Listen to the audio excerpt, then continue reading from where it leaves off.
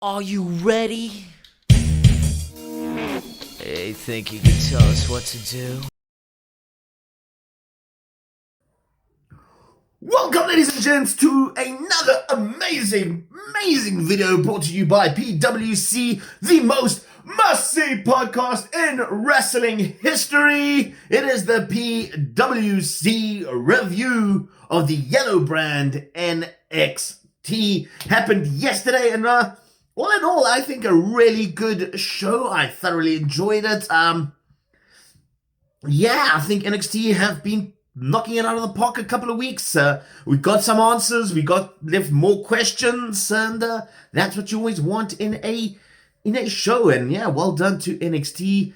And let's get to the review. Before we do that, of course, as always, I'm going to remind you guys, please click subscribe and notify yourselves, and you can get all up to date with all the PWC content we push out. We try and push out as much as we can. But let's get straight into it. Here's the review of NXT.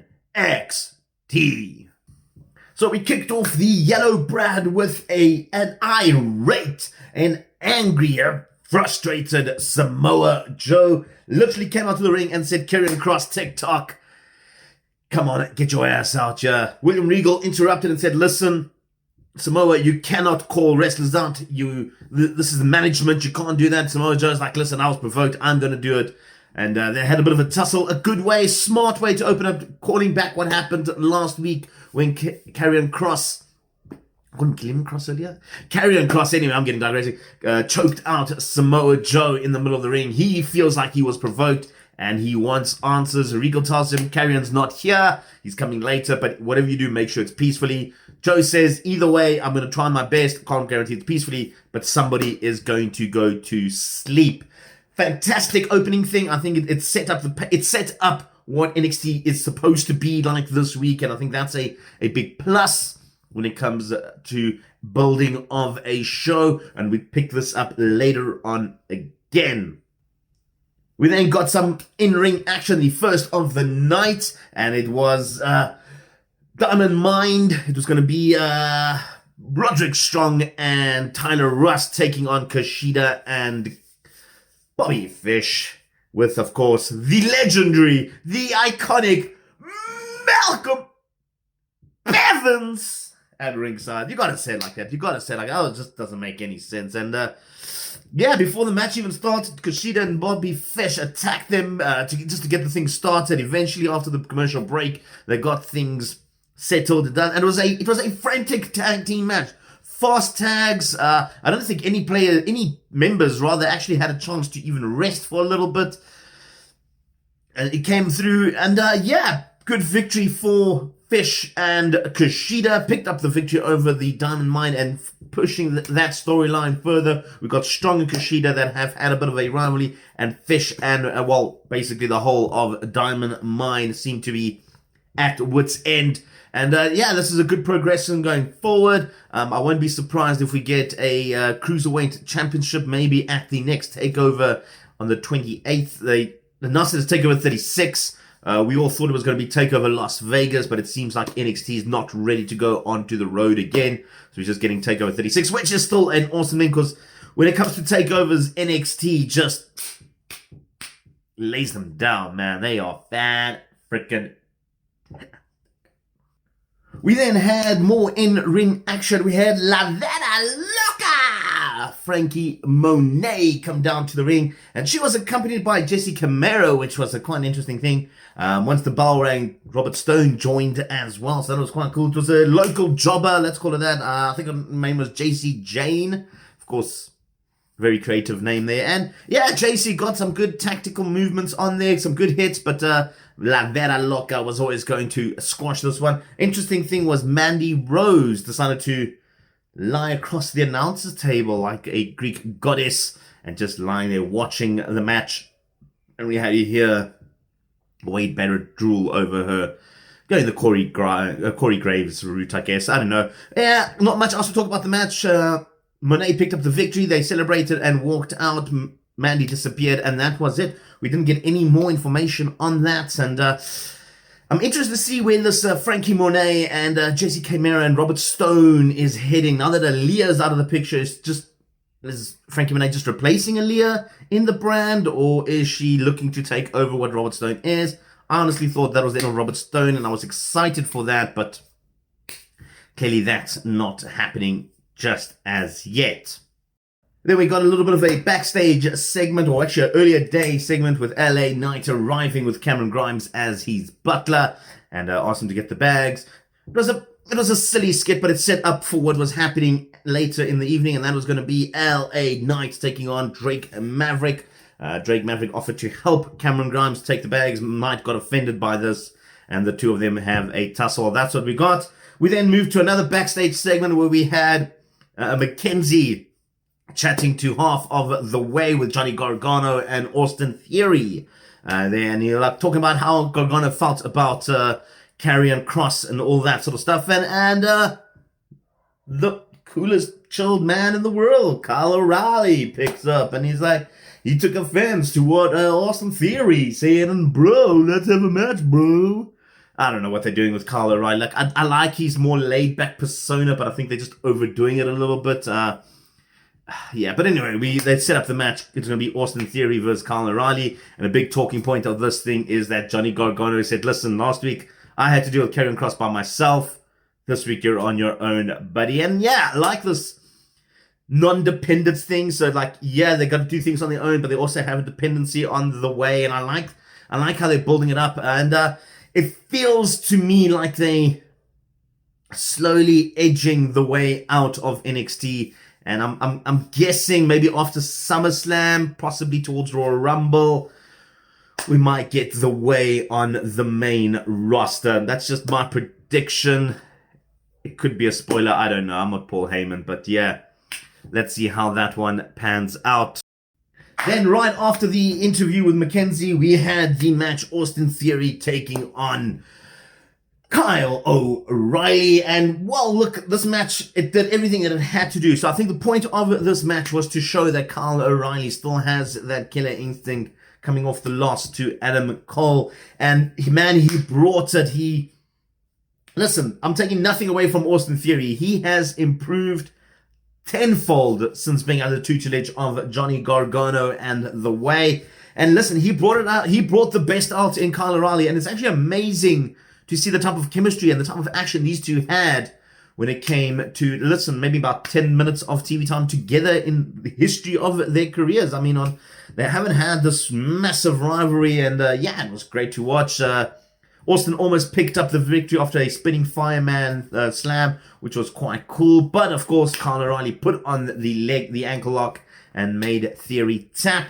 A big talking point, though, came afterwards with Gargano and Candice LeRae basically lambasting Theory and Indy Hartwell, saying Theory keeps losing every week and he can't handle this. And then Candice talking about Indy and her relationship with Dexter and how it's disappointing as a mother figure. That was quite funny. I like that. And they sort of walked away. And did this tease the end of The Way? I'm hoping it doesn't. I'm hoping it's just a little family trauma and they're going to have maybe a family counseling. I think WWE always likes to have a bit of counseling section, so I think that could be fantastic to watch. I'm excited for that. We move then back into the ring where we had Legado del Fantasma, and they promised us a mariachi musical. And as they were about to start, Santos Escobar was like, no. We're not going to stoop to Hit Row's level and play music. We settle things in the ring. Hit Row's music hit, and Messiah Swerve came out and said, listen, the only reason we're upset with you guys is because when I was going for the Cruiserweight title, your boys, Joaquin and Raul, took my chance away from me. They took it away from me, and I'm pissed. But I'm the North American champion now, so that's all cool. Santos said, well, I want to be North American champion. And yeah, a brawl broke out, as these things always happen. And in the end of it, I think it was Wild that took a guitar shot to the back, and that's how it ended. It built up to exactly what we wanted this all to be. We love. I'm enjoying this feud between Legado del Fantasma and Hit Row, and I think it's hitting nice. It's perfect. I think Hit Row have come out like a breath of fresh air in NXT, and it's helping establish more experienced stables. And I think since Undisputed Era sort of broke up, I think NXT was longing for this like faction feel. And I know they've got Diamond Mine now, but they're not over as what Hit Row is. And I think that is great. And of course, Legado del Fantasma, they've been doing their thing for a while. But again, no one's taking them too seriously. And I think this feud with Hit Row is exactly what NXT needs. And then just before we went into the NXT Breakout Tournament match between Odyssey Jones and Andre Chase, we had Oni Lorcan and Pete Dunne calling out Tommaso Ciampa and Timothy Thatcher and saying next week they're going to have a match against each other. And then we also had MSK about to explain to us what MSK stands for. We really want to know. I know Jeremy has his thoughts on this by calling them Master Gunners, but for the rest of the world who aren't South African and know what Master Gunners is, we want to know what MSK actually means. And before they got to explain it, we had Imperium interrupt them and saying everything that MSK have done has been a disgrace and it's sacrilege on the royal sacred mat, and how can they do things like this? And that's where it sort of ended. We then went to the breakout match and my boy Odyssey Jones. Yeah, I love this guy. I love a big guy that could do amazing things in the air. And this guy's just one of them. I watched him on 205 Live last week. And yeah, I mean, he's nowhere near 205, but that man is a beast. And yeah, listen, I was a bit shocked because he's my pick, by the way. I'm telling you guys this now. Odyssey Jones is my pick for the breakout NXT tournament. And I got a little bit scared when Chase did a moonsault through the announcer's table on Jones. I was like, whoo! They're going to drop the ball so hard on Odyssey Jones. But Jones fought back and picked up the victory and progresses to the semi-finals, as the Americans call it, the semi-finals of the NXT Breakout Tournament. And yeah, I'm rooting for my boy. Come on, Jones! Yeah!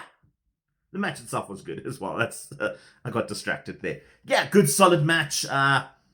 The right person won, in my opinion. Again, I'm supporting him. But yeah, solid chemistry. And I always enjoyed these breakout tournaments. I think Odyssey Jones would probably be one of them. Listen, I'm not taking anything away from Andre Chase. I think he could be a potential good North American title run, mid-card run, possibly even a main eventer if they give him the right space to work in. NXT always does that for the smaller guys, which is nice. So yeah, let's root it up for Andre James. He put him over, and Odyssey Jones is winning the whole damn thing, though, which is never really a good thing, because we all remember the last winner, right? We then got the much-anticipated LA Knight versus Drake Maverick match, and we had Cameron Grimes in the corner of LA Knight, as he is his butler, and he was told to go there. Match itself, though, wasn't really much to talk about. You know what? Drake Maverick is a fantastic wrestler, and I remember him in a TNA or Impact, whatever you want to call him, GFW, as Rockstar Spud. He was fantastic. He was never going to be a world champion. He wasn't going to be the underdog like Rey Mysterio and beat Mark Henry and Great Khali and Kane and Big Show and all those guys. But he was going to put whoever he was in the ring with well over and establish them as either a dominant heel or a fantastic face. And that is exactly what you want from a wrestler like Drake Maverick. And he made LA Knight look like the dominant heel that LA Knight is. And I love that. The ending was perfect. So after LA Knight picked up the victory over Drake Maverick, he started beating down on Drake Maverick, and Cameron Grimes came in and said, listen, stop. And then LA Knight told Cameron Grimes to punch Drake in the face. Grimes was a bit apprehensive, but he is a man of his word, and he is now under the ownership of LA Knight, and did in fact punch Drake Maverick in the face. Reluctantly, might I add. I'm loving where the storyline is going, and I think the payoff match between eventually Cameron Grimes and LA Knight is going to be explosive, and I'm excited for that one. We then got our much anticipated women's match, the NXT women's title on the line. Raquel Gonzalez going one-on-one against Xia Li, and very unfortunate for Xia Li in this one. So it felt... So let's put this down first, before I get to the breakdown of the match and what happened and stuff. Raquel Gonzalez has not been challenged for the title. I mean, she's had, what, 2 title defenses since she's won it. She's been focusing more on the tag team division, which is an odd choice for her, but it's fine. Xia Li has got so much experience and has worked with so many good female superstars to this point that we expected Xia Li to take a lot of the handling of Raquel Gonzalez. Remember, Raquel Gonzalez is still relatively green when it comes to a wrestling. Yes, she's got the pedigree and she's fantastic in the ring, but when it comes to like training in years and stuff, she's only been training for about 4 or 5 years, where someone like Xia Li has been in the industry for about 10 years already. And yeah, look, it was a very unfortunate incident. So Raquel went to go take did a Vader bomb with a twist in it. Took Xia Li out, and it was a bit of a botch, and that was basically the end of the match. The referee did continue it, but it was never going to be a finish that I think we were supposed to get. Honestly, I think Raquel was maybe supposed to lose today.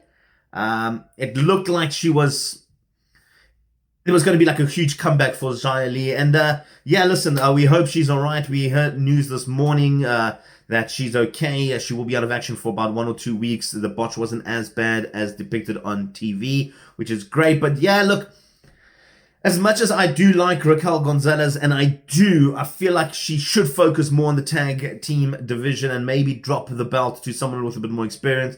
I was hoping someone like Toni Storm would come in and take that title. But yeah, look, I think I like the fact that she became NXT champion, and I think the way they did it was fantastic. But in a very similar stance to what like Drew McIntyre, and I'm going to use this comparison because they're similar type of styles, except McIntyre's had more experience. McIntyre chasing the WWE title was fantastic. I mean, his redemption going through Royal Rumble, beating Brock Lesnar, losing it to Bobby Lashley, winning it from Bobby Lashley, losing it to Bobby Lashley. It was great. He was in that fight. But as soon as he had a lengthy title run, right after he beat Brock Lesnar, he went for that title run, it felt very, it felt like it was, the wind was being sucked out of a lot of people in this one. And yeah, look, he's a better chaser. That's basically what I'm saying. When he's chasing the title, he's a much better character. And I feel the same for Raquel Gonzalez. I think her run as NXT champion has not been fantastic, but her build up to becoming a champion was spot on. And I think they need to rekindle that magic before they move on with Raquel and the title. Then right after the main event, we had the Samoan submission machine, Joe, storm out to the ring and demand Karrion Kross come out there and face him. He was adamant, and we've had this build up through the entire show, which was great. And we thought we were going to get the face-to-face, but Karrion Kross turned the tables, and they showed a video of William Regal laid out with Karrion Kross doing the business and driving off, pissing off Samoa Joe even more. And I don't care what happened with Kross on Raw. I still stand by the fact that there was a good debut for him on Raw. A lot of people have disagreed with me, and that is fine, but I like the sense that a dominant NXT superstar doesn't go straight over into a winning streak on Raw, and I like that concept. However, maybe they shouldn't have done it against Jeff Hardy. I don't know. We got Jeff Hardy's music back, but I didn't even mention that in the review. I apologize for that. We got no more words back, and we all loved it, and Jeff Hardy's back on a winning streak, which is great. But anyway, we're digressing. Back to NXT. Whatever Karrion Kross has done on NXT to this date has been pure money. The man has just got this way of holding an NXT crowd, doing exactly as he says, and this ending to NXT was possibly the best way to redeem Karrion Kross from whatever happened on Raw, because we're still watching NXT and we're still watching it for Karrion Kross, and of course it's going to happen. It needs to happen. NXT TakeOver 36. We're going to have Joe versus Karrion Kross, especially after the assault on Joe's boss, William Regal. I'm excited for that one. Obviously, it's going to be fantastic. And with that being said, that was our review of NXT. And yeah, like I said, a good show. There was some solid in-ring action. There was a bit of I feel like a gut shot, let's call it that, with the Xia Li injury. I think we were expecting a much better main event, but of course injuries happen in this business all the time. And I feel like that was cut a little bit short. And then, yeah, that match was a bit and then the I have to say the Frankie Monet squash match, I didn't really... it didn't explain what it should have been. You know, we've seen Frankie Monet do squash matches before. We know she's a dominant athlete. We didn't need another one. And I think this did bring it down just a tad. I do love the backstage segments, though. There's something that they always do quite well is backstage segments. So that's always great. So yeah, I love this dynamic feel that NXT has. They bring in the in-ring action. They bring in the backstage action. But, of course, we got to go to the Vaz scale. It is the Vaz scale. And NXT, like I said, was a decent show. It earns itself a 7 on the Vaz scale. And we've had, in the past, a couple of good wrestling shows. We haven't had anything to the point where we want to shoot ourselves like what Raw was 3 months ago.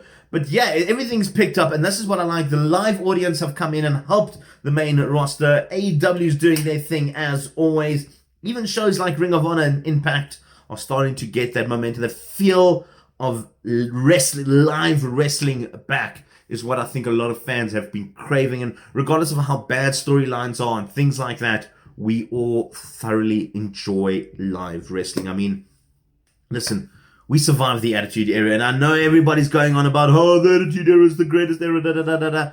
The Attitude Era had like 4 great storylines, and they're all centered around Rock and Stone Cold. Let's not forget that, and Triple H. Well, actually, Triple H was afterwards. He was Ruthless Aggression, but you know what I mean. They had these guys that they've built up, but people forget how bad the rest of the storylines were in the Attitude Era. I mean, Mae Young gave birth to a hand, you guys. To a hand. Val Venus had his thing chopped off. Come on. What was that? Anyway. That's all the time we have for you guys. Please make sure you guys keep tuning in. Like our videos, subscribe, and then notify. And of course, tell your friends, parents, grandparents, lovers, haters, whatever you like. We're right here on YouTube on PWC. Go like our and subscribe to our channel. From me, your mother's favorite podcaster, Vaz. See you guys again soon. Peace! And chicken grease.